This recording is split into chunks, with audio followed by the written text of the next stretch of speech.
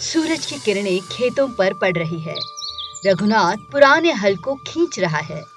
उसकी टोपी पसीने से भीगी हुई है, लेकिन उसकी आंखों में सपनों की चमक है। काश कोई जादू हो जाए और मेरे खेत फिर से लहराए। इस बार सूखे ने सब कुछ छीन लिया है। वो आसमान की ओर देखता है, जहां बादल गायब है। रघुनाथ का परिवार उसकी ताकत था। सुनीता एक समझदार और मेहनती महिला थी, जो हर मुश्किल में उसका साथ देती थी। छोटू को जानवरों से बात करना पसंद था और वह अक्सर अपनी गाय गौरी के साथ गप्पे मारता था। गुड़िया को फूलों और रंग बिरंगी तितलियों का पीछा करना अच्छा लगता था, लेकिन सूखे की मार ने उनके चेहरों की मुस्कान छीन ली थी। सुनीता घर में रोटियां बना रही है। छोटू और गुड़िया आंगन में मिट्टी से खेल रहे हैं। छोटू, गुड़िया, जाओ अपने पापा को पानी ले जाओ। वो खेत में बहुत मेहनत कर रहे हैं। हाँ, मैं अभी ले जाता हूँ।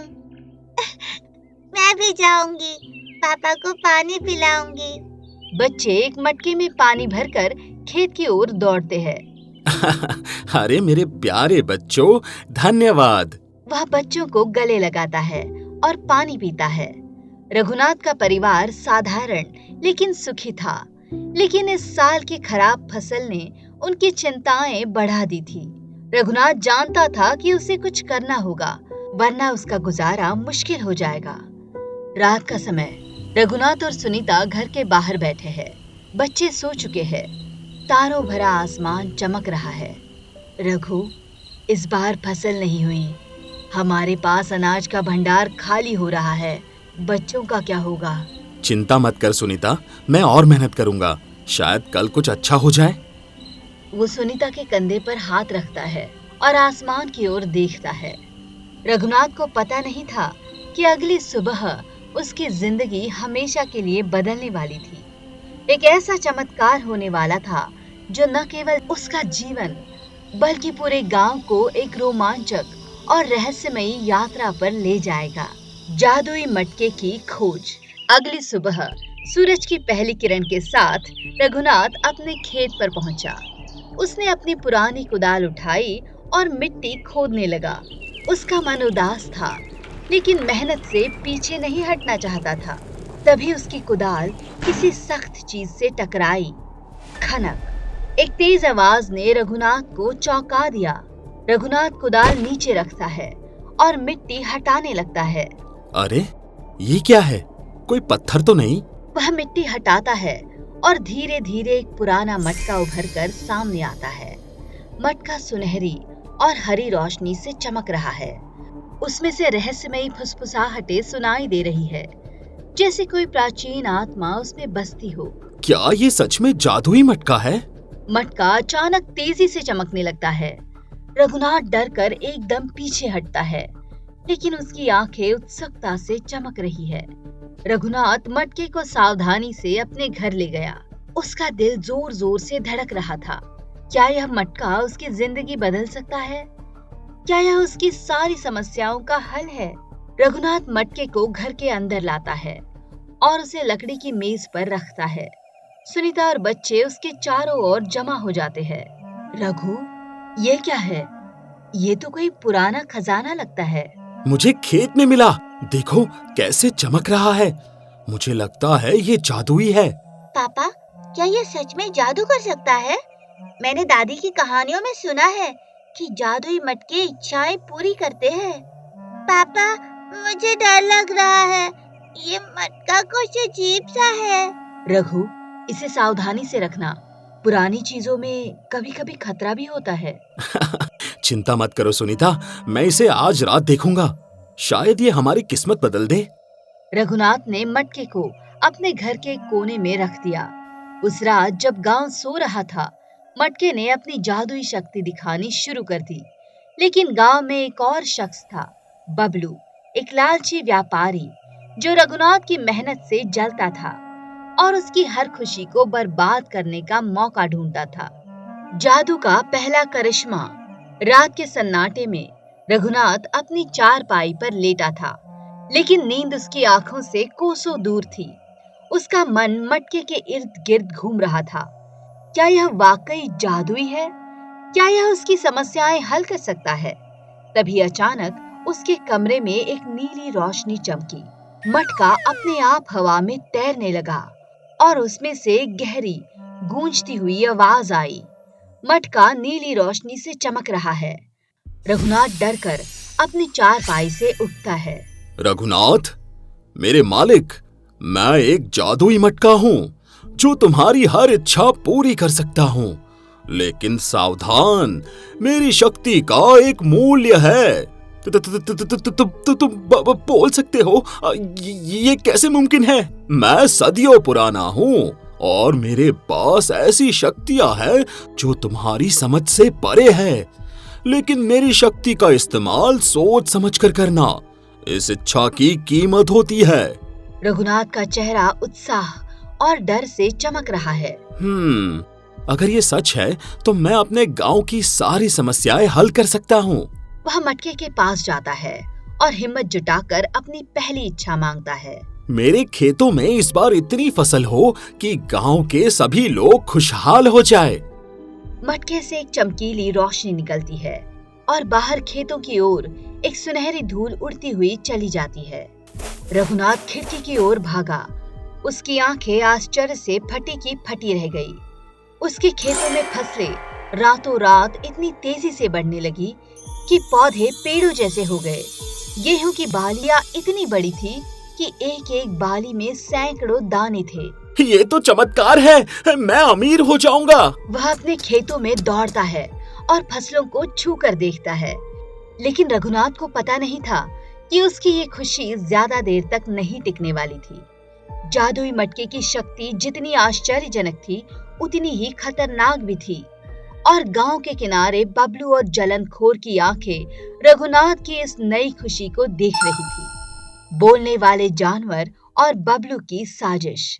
अगली सुबह जब रघुनाथ अपने खेतों में अपनी विशाल फसलों को देखने गया तो गांव वाले भी वहां जमा हो गए। सभी की आंखें आश्चर्य से चमक रही थी। तभी रघुनाथ की गाय गौरी उसके पास आई और इंसानी आवाज में बोलने लगी। गौरी रघुनाथ के पास आती है और उसे देखकर हंसती है। रघुनाथ, तुम मेरे पास आकर बैठो, मैं तुम्हें सब कुछ बताऊंगी। रघुनाथ के पैरों तले की जमीन खिसक जाती है। वह अपनी आंखें मलता है और गौरी को घूरता है। गौरी, तुम बोल रही हो? ये क्या हो रहा है? तेरे उस जादुई मटके की वजह से इसने न सिर्फ फसलों को जादुई बनाया, बल्कि हम जानवरों को भी बोलने की शक्ति दे दी।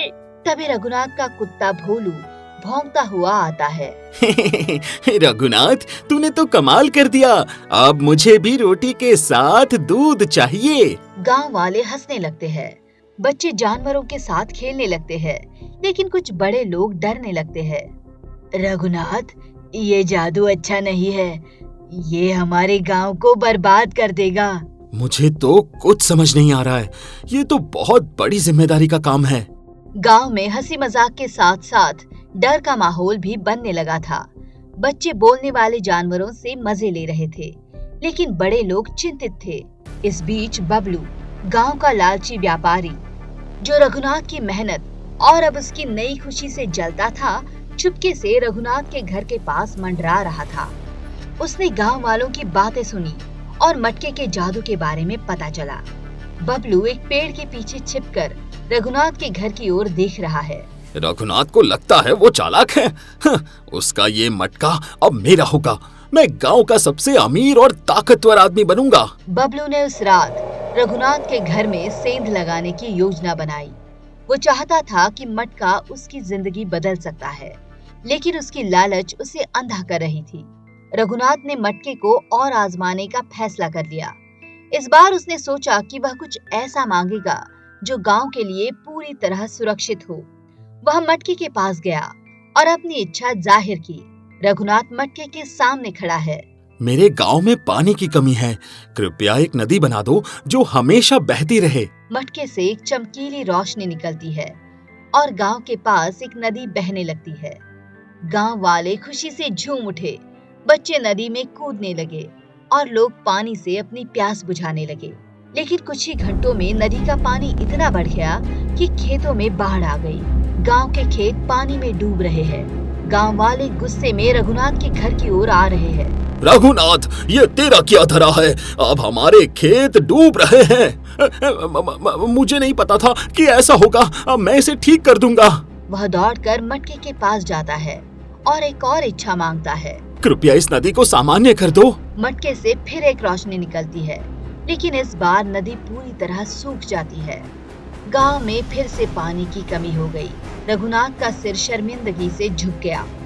गांव वालों का भरोसा उससे उठने लगा। कुछ लोग उसे जादूगर कहने लगे तो कुछ लोग उसे गांव से निकालने की बातें करने लगे। इस बीच बबलू ने मौके का फायदा उठाया और रात में रघुनाथ के घर में सेंध लगाकर मटका चुरा लिया। ये मटका मेरे पास होना चाहिए, मैं इसे ले जाऊंगा। बबलू रात के अंधेरे में रघुनाथ के घर से मटका चुराकर भागता है। बबलू चुपके से मटके को उठाता है, लेकिन जैसे ही वह उसे ले जाता है, मटका धीरे धीरे बड़ा होने लगता है। अरे ये क्या हो रहा है? ये तो लुढ़कना मटका है। मटका उसकी गोद से लुढ़ककर जमीन पर गिर जाता है और हल्की हंसी की आवाज निकालता है। फिर सामान्य आकार में आ जाता है। बबलू उसे उठाकर भाग जाता है। बबलू की लालच और तबाही। रात के सन्नाटे में रघुनाथ को मटके की चमक दिखाई नहीं दी। सुबह तक उसे पता चला कि मटका गायब है। इस बीच बबलू ने मटके को अपने घर के तहखाने में छिपा दिया और उससे बातें की। बबलू मटके के सामने खड़ा है। तहखाना मंद रोशनी से भरा हुआ है। मटके, मुझे गांव का सबसे अमीर आदमी बना दे। मेरे पास सोना चांदी हो और मेरा घर महल बन जाए। तेरी इच्छा पूरी होगी, लेकिन कीमत चुकानी पड़ेगी। मटके से काली धूल निकलती है और बबलू का घर सोने चांदी से भर जाता है। उसका छोटा सा घर एक विशाल महल में बदल जाता है। हाँ, अब मैं गांव का राजा हूँ। लेकिन बबलू की लालच ने गांव में तबाही मच गई। खेतों में अचानक आग लग गई। नदी का पानी जहरीला हो गया और जानवर डरावने हो गए। गौरी और भोलू अब डरावनी आवाजों में बोलने लगे। गांव में हाहाकार मच गया। गांव में आग की लपटें उठ रही थी। लोग डर के मारे भाग रहे थे। ये क्या हो रहा है? गांव बर्बाद हो रहा है। ये सब उस जादुई मटके की वजह से है। रघुनाथ गांव वालों के साथ मुखिया के पास जाता है। रघुनाथ, ये सब तेरे जादू की वजह से हुआ। मुखिया जी, ये मटका मेरे पास नहीं है, कोई उसे चुरा ले गया है। पापा, मैंने बबलू को रात में हमारे घर से कुछ ले जाते देखा। रघुनाथ को समझ गया कि बबलू ने मटका चुराया है। उसने गांव वालों को इकट्ठा किया और बबलू के नए महल की ओर बढ़ा। बबलू का खतरनाक राक्षस। रघुनाथ और गांव वाले बबलू के महल पहुंचे। बबलू ने मटके को तहखाने में छिपा रखा था और अब वो खतरनाक इच्छा मांगने की योजना बना रहा था। बबलू तहखाने में मटके के सामने खड़ा है। रघुनाथ और गांव वाले मुझे रोकना चाहते हैं। मटके, मुझे एक विशाल राक्षस दे जो मेरे दुश्मनों को खत्म कर दे। मटके से काला धुआं निकलता है और एक विशाल डरावना राक्षस प्रकट होता है। उसकी आंखें आग से चमक रही है और उसका शरीर काले पत्थर जैसा है। राक्षस ने गांव में तबाही मचानी शुरू कर दी। पेड़ गिरने लगे, घर टूटने लगे और लोग डर के मारे भागने लगे। रघुनाथ ने अपने बच्चों को सुनीता के पास सुरक्षित किया और बबलू से भिड़ने का फैसला किया। रघुनाथ बच्चों को सुनीता के पास छोड़ता है। तुम लोग माँ के साथ रहो, मैं मटका वापस लाऊंगा और गांव को बचाऊंगा। रघु, सावध रहना, वो राक्षस बहुत खतरनाक है। पापा, आप कर सकते हैं, आप सबसे बहादुर हैं। पापा, जल्दी वापस आना। रघुनाथ ने हिम्मत जुटाई और बबलू के महल की ओर बढ़ा, लेकिन राक्षस ने उसे देख लिया और उसकी ओर दौड़ा। राक्षस रघुनाथ की ओर बढ़ता है। उसकी भारी आवाज गांव में गूंज रही है। कोई मुझे रोक नहीं सकता, मैं बबलू का रक्षक हूँ। रघुनाथ ने अपनी बुद्धि का इस्तेमाल किया। उसने राक्षस को महल से दूर लाने की एक योजना बनाई। वह एक पुराने कुएं की ओर दौड़ा। वहां उसने राक्षस को फंसाने की कोशिश की। अरे मूर्ख राक्षस, मुझे पकड़ कर दिखा। राक्षस गुस्से में रघुनाथ का पीछा करता है। रघुनाथ ने राक्षस को एक कुएं के पास लाकर एक बड़ा पत्थर गिराया और राक्षस कुएं में गिर गया। लेकिन राक्षस जल्दी ही बाहर निकल सकता था। रघुनाथ एक बड़े पत्थर के पीछे छिप गया। राक्षस कुएं से बाहर निकला और गुस्से में रघुनाथ का पीछा करने लगा, लेकिन रघुनाथ ने चतुराई से उससे बचते हुए बबलू के घर की ओर दौड़ा। राक्षस गुस्से से लाल आंखों के साथ रघुनाथ का पीछा करता है। मैं इस राक्षस का सामना नहीं कर सकता, इसे सिर्फ मटके से रोका जा सकता है। तहखाने में घुसपैठ। रघुनाथ बबलू के महल के तहखाने में चुपके घुस गया। वहां उसने बबलू को मटके के साथ देखा, जो एक खतरनाक इच्छा मांगने की तैयारी कर रहा था। रघुनाथ चुपके से तहखाने में घुसता है। बबलू मटके से बात कर रहा है। मटके, मुझे और ताकत दे, मैं इस गांव का राजा बनूंगा और कोई मुझे रोक नहीं पाएगा। बबलू रुक जा, तूने गांव को बर्बाद कर दिया है। बबलू चौंक कर पीछे मुड़ता है। रघुनाथ, तू एक साधारण किसान है, मेरे राक्षस को कोई नहीं रोक सकता और अब ये मटका मेरा है।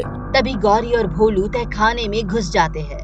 रघुनाथ, मटके को छू और अपने दिल से इच्छा मांग, ये तेरा आखिरी मौका है। और जल्दी कर, वरना बबलू हमें कुत्ते का खाना बना देगा। रघुनाथ हंसता है और हिम्मत जुटाता है। रघुनाथ ने चुपके से मटके तक पहुंचने की कोशिश की और कहा, जादुई मटके, उस राक्षस का दिमाग बदल दे, उसे बबलू पर हमला करने के लिए कह। मटके से नीली रोशनी निकलती है और घर के बाहर राक्षस की ओर बढ़ती है। राक्षस का दिमाग बदल गया और वह बबलू की ओर दौड़ा। राक्षस रुक जा, मैं तेरा मालिक हूँ, अब तू मेरा दुश्मन है। राक्षस बबलू को उठाता है और उसे हवा में फेंक देता है। रघुनाथ बबलू की ओर दौड़ा। बबलू ने उसे रोकने की कोशिश की, लेकिन गौरी ने बबलू को धक्का देकर गिरा दिया। राक्षस ने बबलू पर हमला किया और बबलू डर के मारे चीखने लगा। राक्षस ने बबलू को हवा में उछल दिया और वह घड़े में गिर गया। फिर घड़े से नीला धुआं निकला और वह गधे में बदल गया। ये हमारा बबलू है। गधे के रूप में बबलू चीखता रहा। तब घड़े ने कहा, रघुनाथ, इस राक्षस को जल्दी मार डालो, वरना अगर राक्षस यह घड़ा तोड़ भी दे तो भी यह कभी नहीं मरेगा, हमेशा जीवित रहेगा और पूरे गांव के लोगों को मार डालेगा। तो मैं जो कहता हूँ उसे तुरंत करो। मटके, मुझे बताओ, इस राक्षस को कैसे खत्म करूं? जंगल में 2 जादुई पत्थर है, दोनों को एक साथ मारो, पहले आंखें नष्ट होंगी, फिर शरीर पत्थर बन जाएगा। रघुनाथ ने गौरी और भोलू के साथ जंगल में पत्थर ढूंढे। रघुनाथ 2 चमकते पत्थर उठाता है। गांव की जीत और राक्षस का अंत। रघुनाथ ने राक्षस की ओर दौड़ लगाई और दोनों जादुई पत्थरों को एक साथ उसकी आंखों पर मारा। राक्षस की आंखें गायब हो गई। वह दर्द से किराहने लगा। फिर रघुनाथ ने दूसरी बार पत्थर मारे और राक्षस का विशाल शरीर धीरे धीरे पत्थर में बदल गया, जो एक बड़ी चट्टान पहाड़ी जैसा दिखने लगा। इस तरह राक्षस का अंत हो गया। राक्षस की जगह एक विशाल चट्टानी पहाड़ी खड़ी है। गांव वाले आश्चर्य से देख रहे हैं। रघुनाथ ने राक्षस को पत्थर की पहाड़ी बना दिया, वो हमारा हीरो है। मटके की शक्ति ने गांव को फिर से हरा भरा कर दिया। खेत लहलहाने लगे, नदी का पानी साफ हो गया और जानवर सामान्य हो गए। गांव वालों ने रघुनाथ को अपने कंधे पर उठा लिया। गांव वाले रघुनाथ की जय जयकार कर रहे हैं। रघुनाथ, तूने गांव को बचा लिया, तू हमारा हीरो है। पापा, आप सबसे बहादुर हैं। रघु, मुझे तुम पर गर्व है। गांव वालों ने बबलू को पकड़ा। मटके ने बबलू को एक बैल में बदल दिया, जो अब गांव के खेतों में काम करेगा। बबलू बैल बनकर खेत में हल खींच रहा है। ये तेरी सजा है बबलू, अब गांव की सेवा कर। गांव में एक नई सुबह हुई। रघुनाथ ने मटके को जंगल की गुप्त गुफा में छिपा दिया और गांव वालों के साथ मिलकर खेतों को फिर से हरा भरा करने की शुरुआत की। गांव वाले एक साथ काम कर रहे हैं और बच्चों की हंसी गूंज रही है। हम मेहनत से गांव को बेहतर बनाएंगे। सुखपुर में शांति और समृद्धि लौट आई। रघुनाथ की बहादुरी की कहानियां गांव में गाई जाने लगी।